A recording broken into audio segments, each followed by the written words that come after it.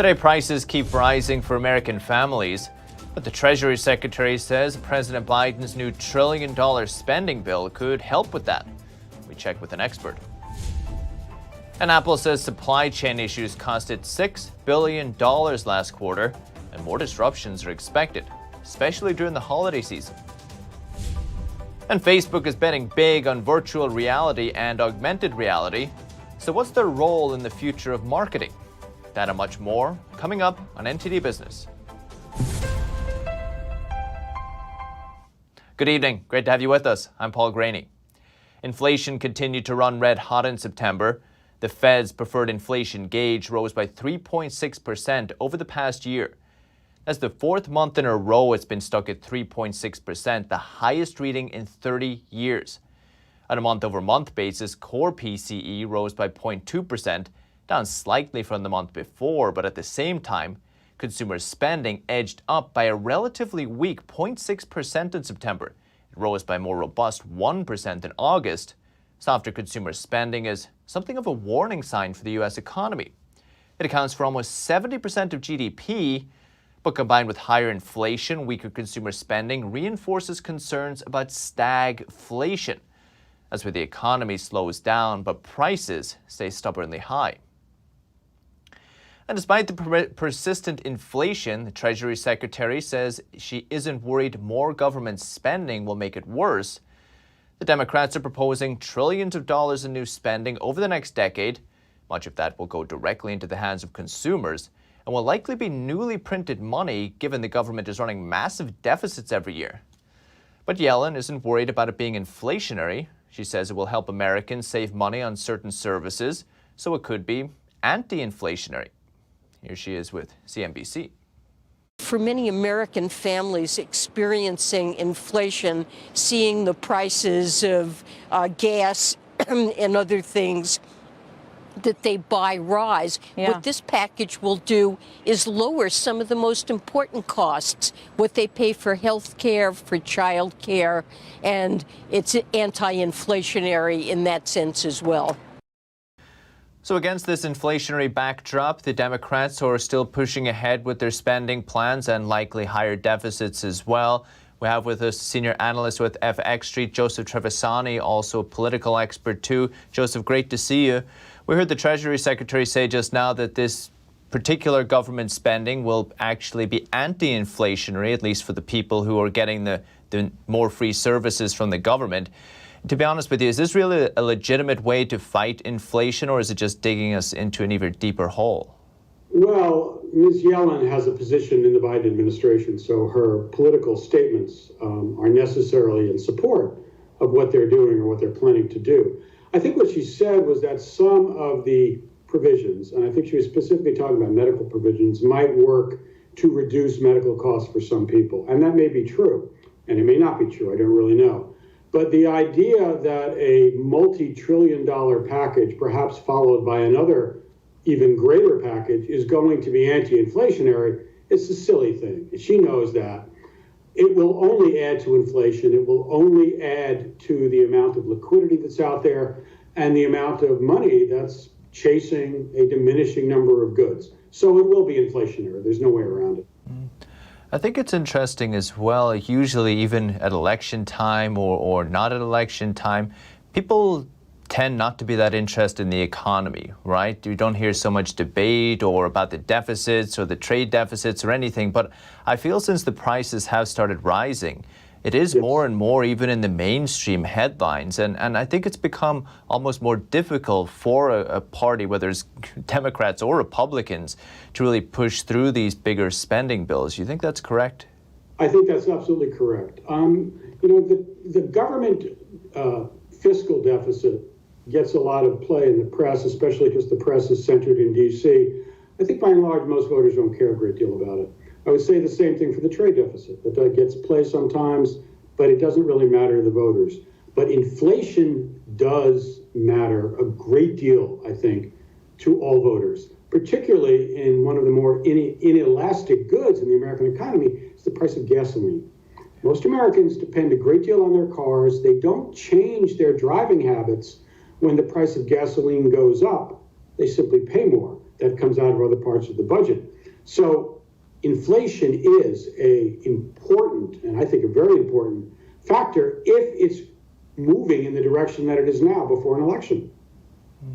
You think this is what has hit our GDP figure for the third quarter? You think it's inflation taking a bite out of people's budgets and maybe their appetite for spending? And if so, what do you think is going to happen with the Federal Reserve next week? They have a big decision on their hands, whether to taper back their stimulus and help fight the inflation. That's true. I mean, the Fed has to know, and the Fed does know, of course, that these kind of spending plans, the Fed is not going to come out and say anything, because the Fed does not, none of its officials, and certainly Jerome Powell, does not comment on the political doings on Capitol Hill. However, the Fed knows very well that this type of spending will exacerbate inflation. I don't think it will change. In a way, the inflation that we're seeing, especially the PCE we saw today, which is at a 30-year high, both in the headline number and the core number, which the Fed follows, in a way that gives the Fed a chance to do something without acknowledging it that it wants to do anyway. Because if this is the inflation that is coming, we are no longer in the environment of a base inflation, which is what the Fed was talking about for a number of months. They were saying, well, it's on the base effect from last year's price collapses around the lockdown. We're beyond that. This is actual inflation. This is driven by economic factors, not by a mathematical base effect. So they also, I think, in addition to knowing that the economy can, one, stand the rate increases, that we need to normalize rates, as Yellen did when she was the Fed chief, we also need to do something about inflation. So I think all of those things are coming together for the Fed right now.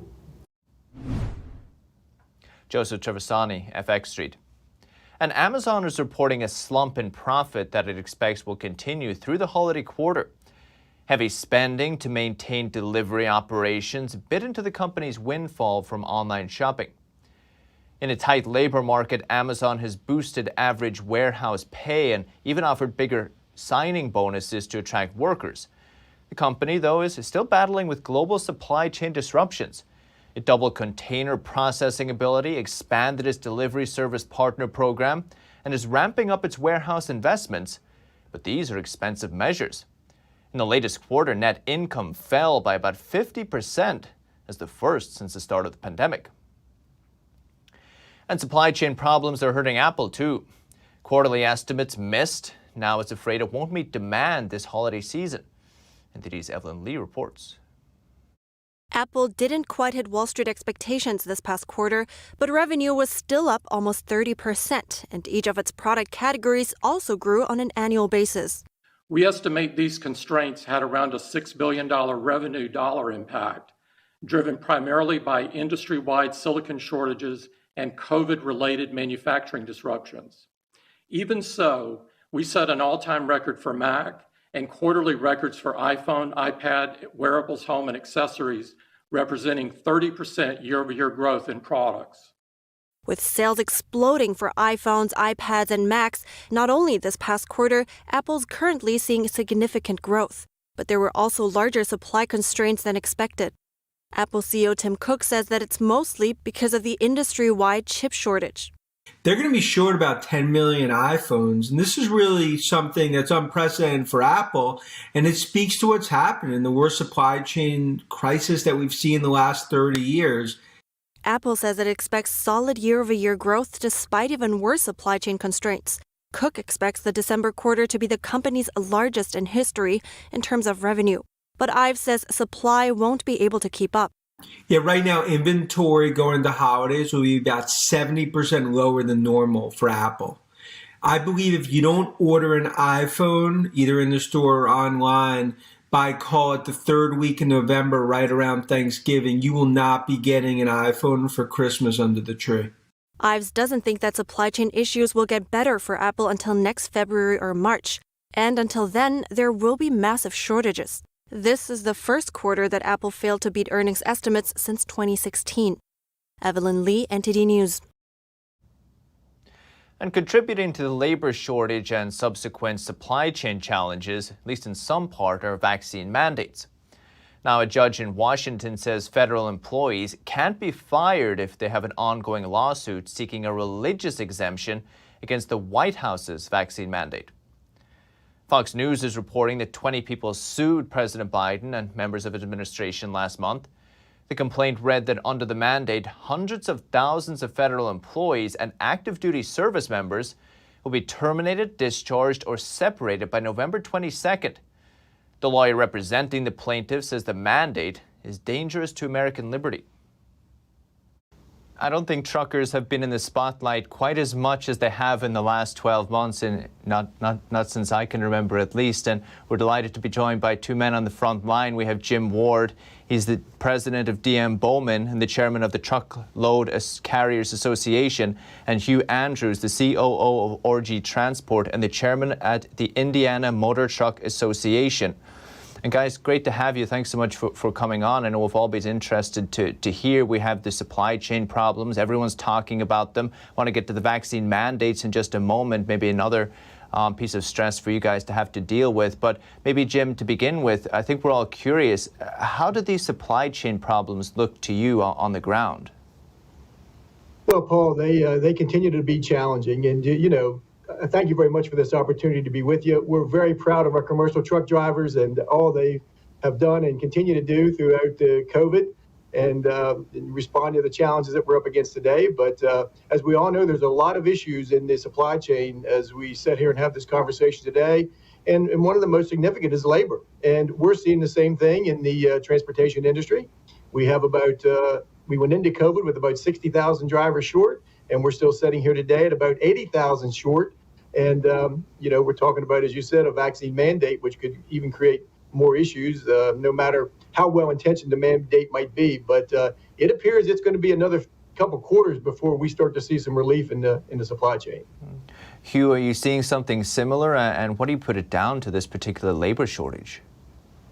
Yeah, for sure. And, you know, I'll echo everything Jim just said. You know, it really comes down to a labor issue. We're just having a really hard time getting people to enter into our industry. And, you know, with all of the pressures that are on our industry, it's forcing some guys out, putting them on the sidelines, or we're just seeing a lot of delays in the supply chain, which just further, you know, allows them the excuse, if you will, to get out of our industry. So it's just really tough finding labor, keeping them productive with all of the problems that are going on right now.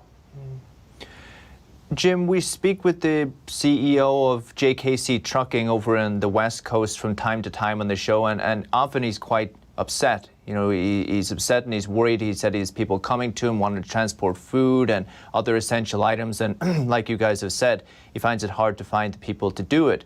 Most recently, we spoke to him about the vaccine mandate, and again, he feels this is going to cause, or could potentially cause, serious problems in the trucking industry and sector. What do you think? Well, I totally agree with those comments. There was a recent survey that was completed of the 3.6 million driving associates that we have out there driving today. Now, it was a random sample, but in the response, 50% of them said they have not been vaccinated yet. And of that 50%, 37% said that they may consider changing their career if a vaccine is mandated. So you take 3.6 million, 50% of that would be 1.8 million if those numbers are correct.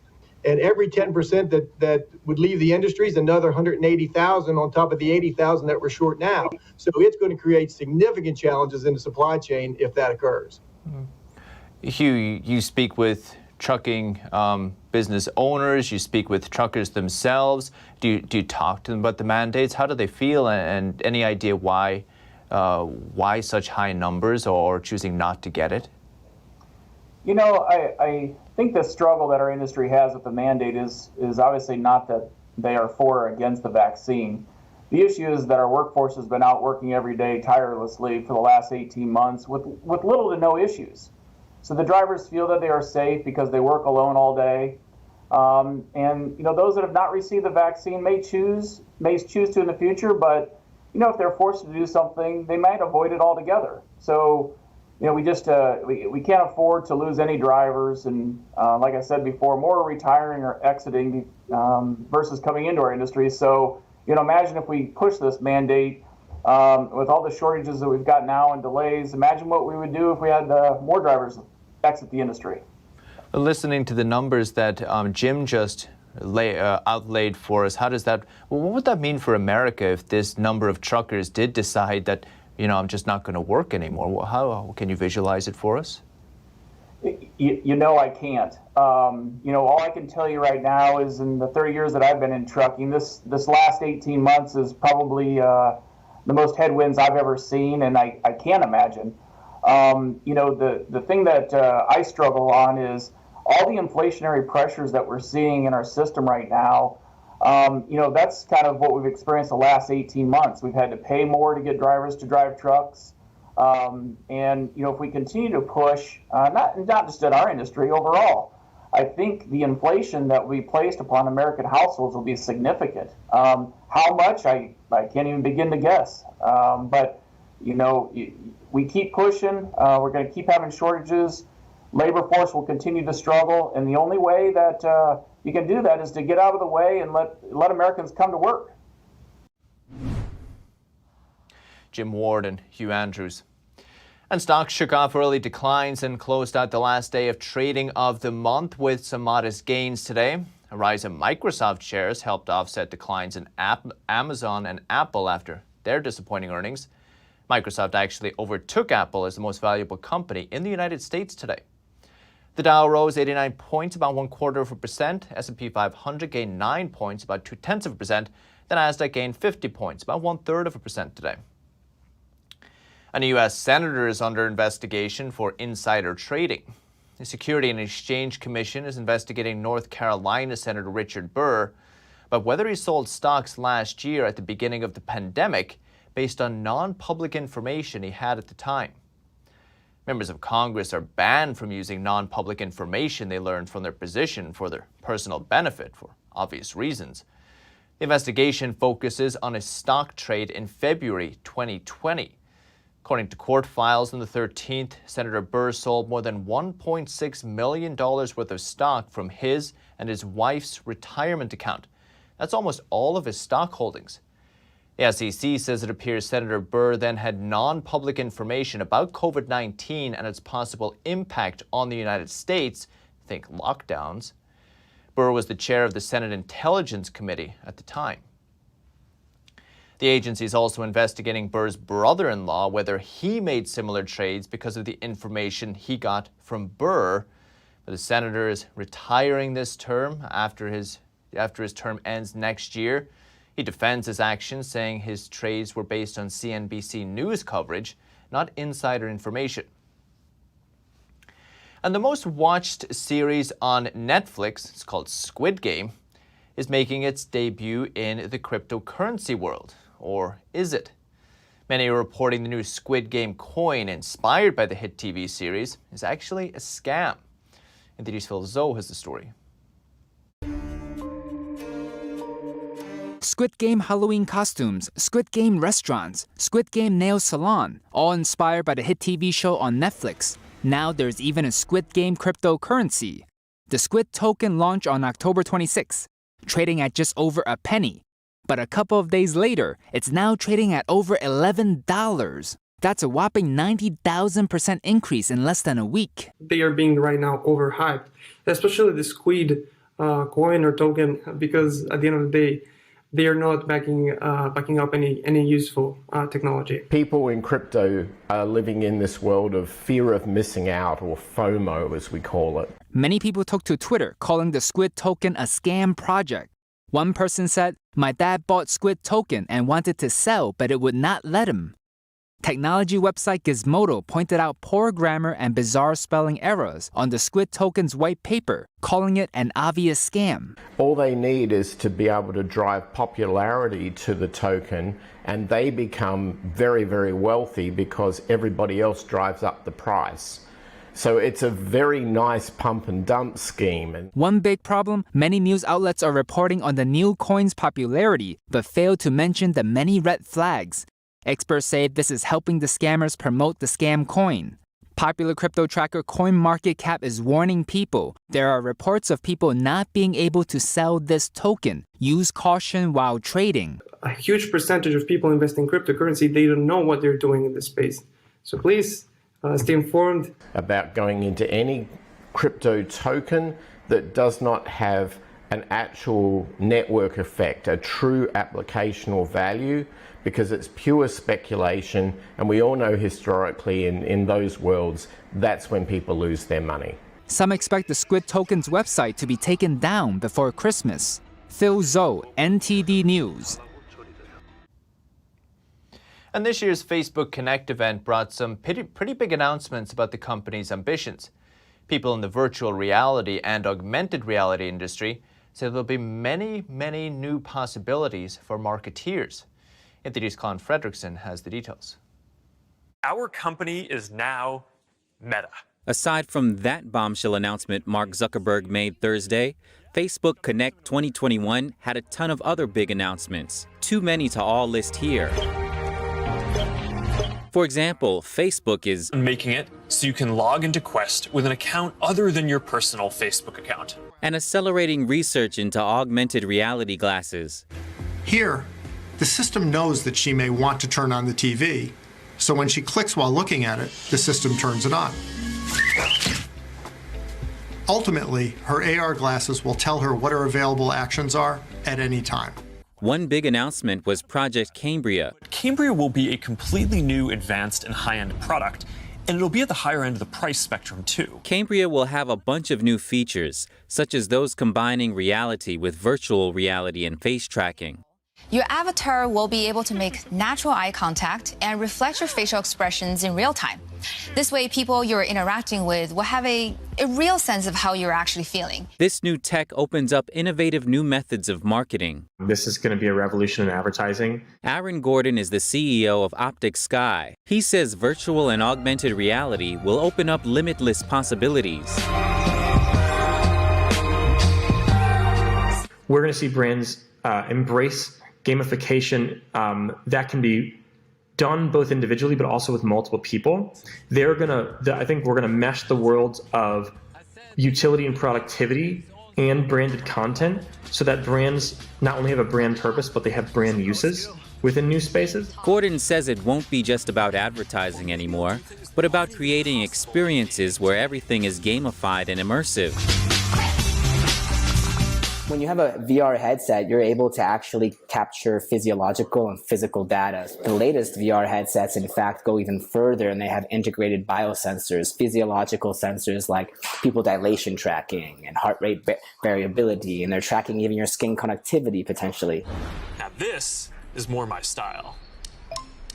The founder of Virtuleap says marketers will know your stress levels and focus levels, and even if you're paying attention or not. From the point of view of a marketeer, using this type of real-time physiological and biometric data, you are able to know whether the individual is focused on the messaging. Do you need to, in real time, adapt the content? Zuckerberg ended the presentation saying that a lot of the items presented are still a long way off. They probably won't be available in the next year or two, but he says it's the most exciting stuff he's gotten to work on. Colin Fredrickson, NTD News. I hope that you will join us, because the future is going to be beyond anything we can imagine. There you go. That's still to come this evening. If you're taking an Uber this weekend, you might find yourself in a stylish Halloween ride. What do they look like? And a burger eating contest in Egypt is pushing stomachs to the limit. It's big enough to feed 4 people, but in order to win, you have to eat the whole thing yourself. That and more coming up on NTD Business.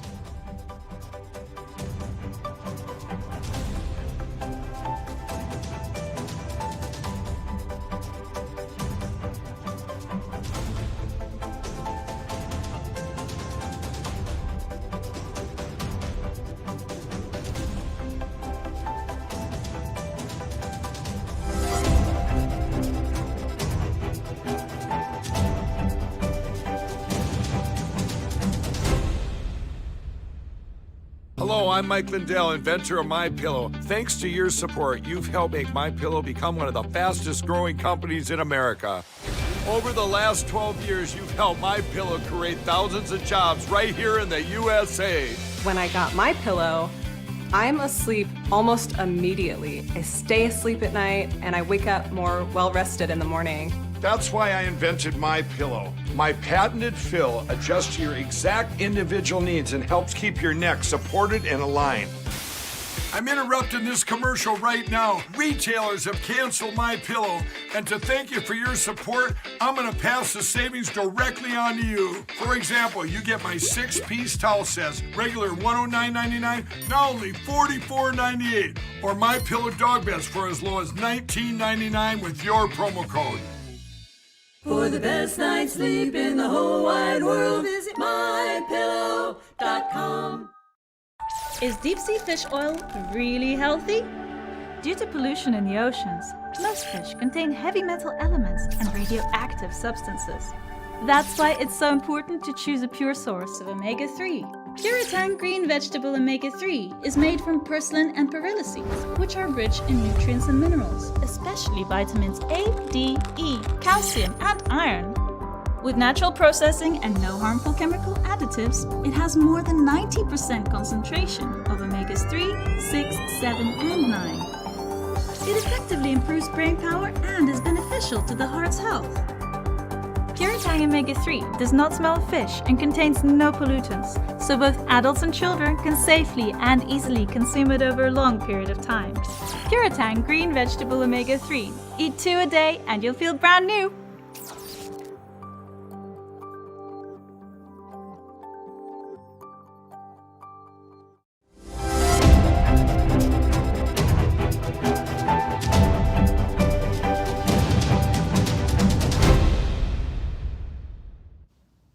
Welcome back. Uber riders in 3 cities may get surprised by some stylish Halloween rides this weekend. Customers who request an Uber X in Atlanta could find themselves being picked up in Scooby-Doo's Mystery Machine. In Los Angeles, people may see the SpongeBob SquarePants Paddy Wagon pull up. And riders in Miami could find themselves in the Teenage Mutant Ninja Turtles Party Wagon. It's just for fun, and the vehicles function as normal Uber rides, taking customers where they need to go. But there's no way to request one of the vehicles. Getting one is just luck of the draw.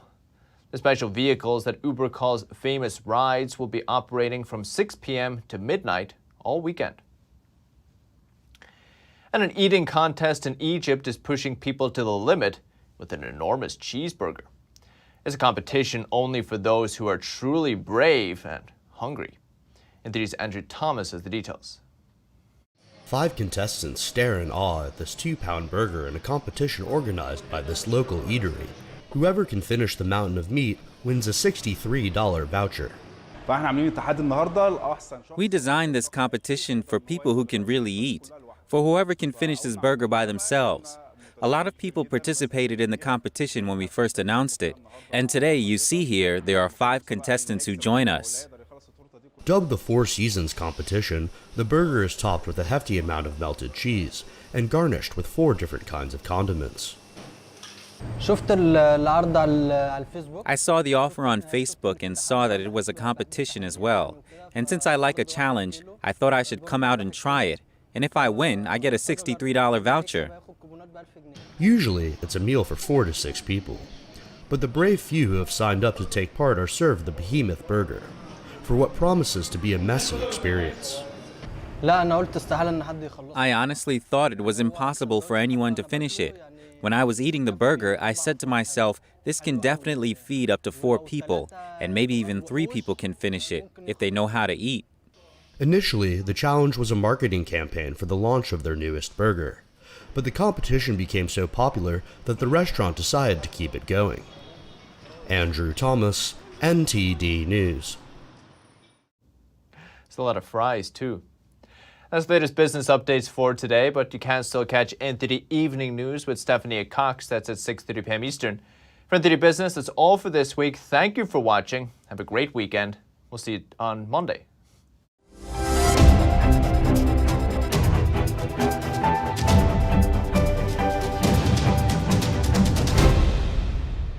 Thanks for watching us on YouTube. Don't forget to catch all of our programs on TV. NTD Evening News is on every weekday at 6:30 p.m. Find your local NTD channel at ntd.com/TV.